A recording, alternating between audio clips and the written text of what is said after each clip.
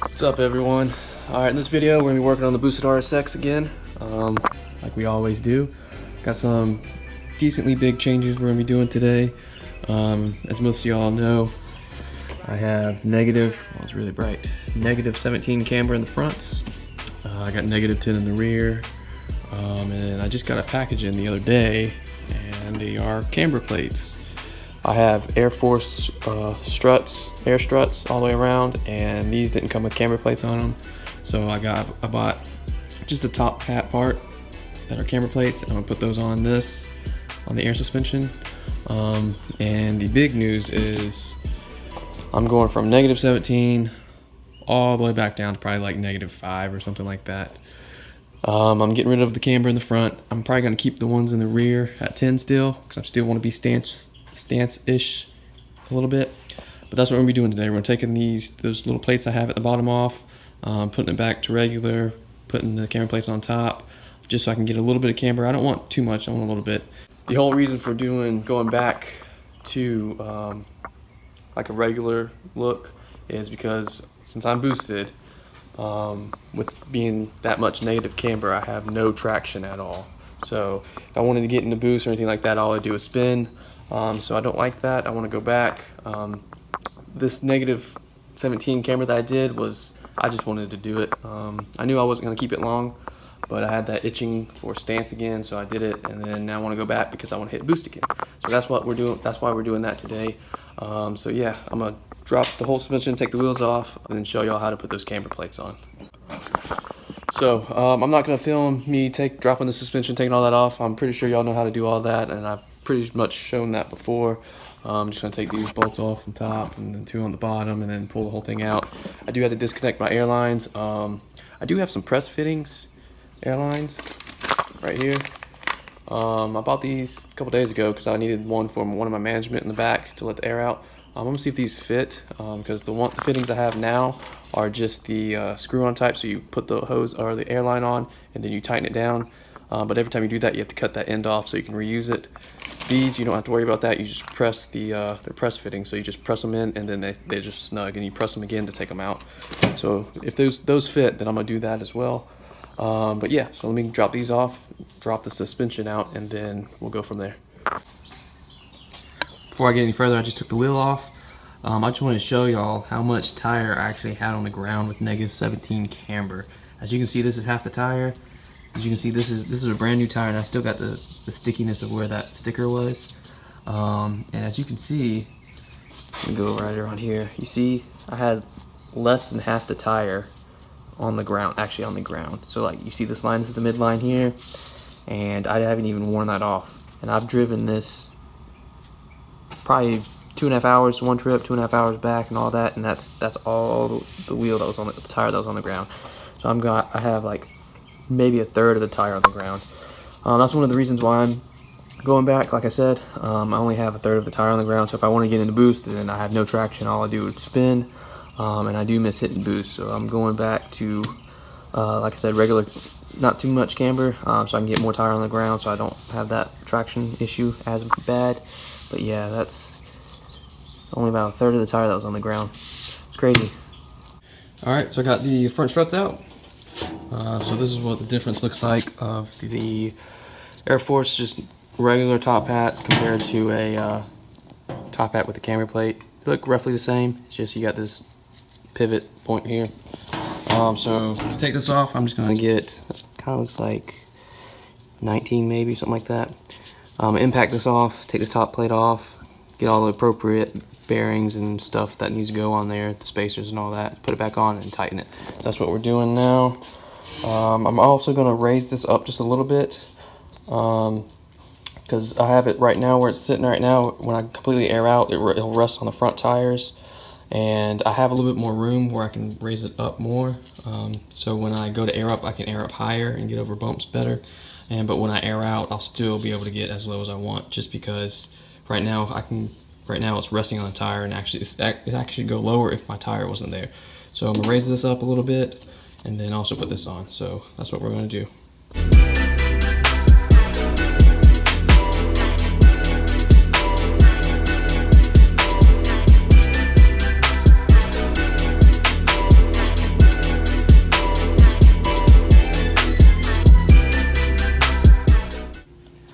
Okay, so I thought I had some problems here with the top hat. As you can see, the top hats have bearings in it because this top hat spins. That's how you turn when you turn your steering wheel. That's how that turns. So I thought there wasn't a bearing in this one, but there actually is. So it's a little different than this bearing, but there is a bearing, and I can turn this here. So I got everything tightened down already, and I can still turn it, and it still pivots and all that. So I was a little worried there because I didn't see the bearing, but it actually has one in there.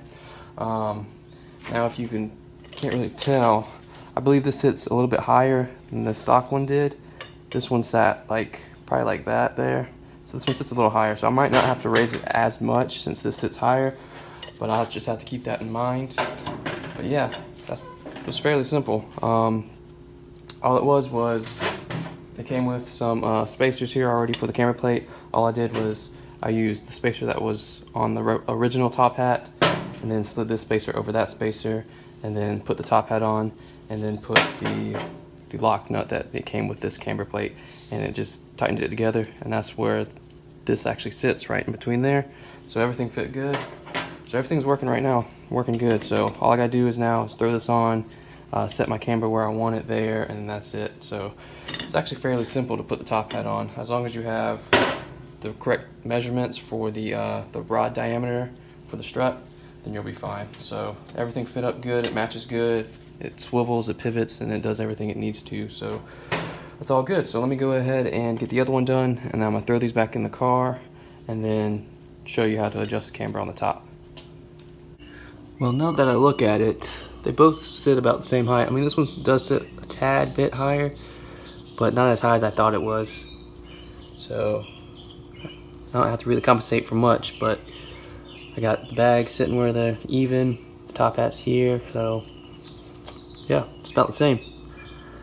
And right here, this is what I was talking about. These are the thread-ons, so that you put the hose on and then you tighten this on around the hose, and it crimps the hose around the nozzle there, or the nipple. So when you go to take this off, you can't really use that again because it won't be snug again. So you have to cut it off and redo it each time. So yep. All right, so I got everything loosely connected, so everything's not tightened down yet. Here's the top of the camber plates. So I find it easier if everything's loose and the car there's no weight on the strut from the car. So as you can see, I can, well, you're able to push it easier with everything loose. So as you can see, I can push it all the way, and for these cars, all the way in is going to give you the most camber. All the way out, it's going to take camber out, going out towards that way. So I'm going to put mine all the way in. These give you maybe 2 degrees or 2 or so degrees more of negative camber for the top hats. They don't give you too much, but they give you a little bit.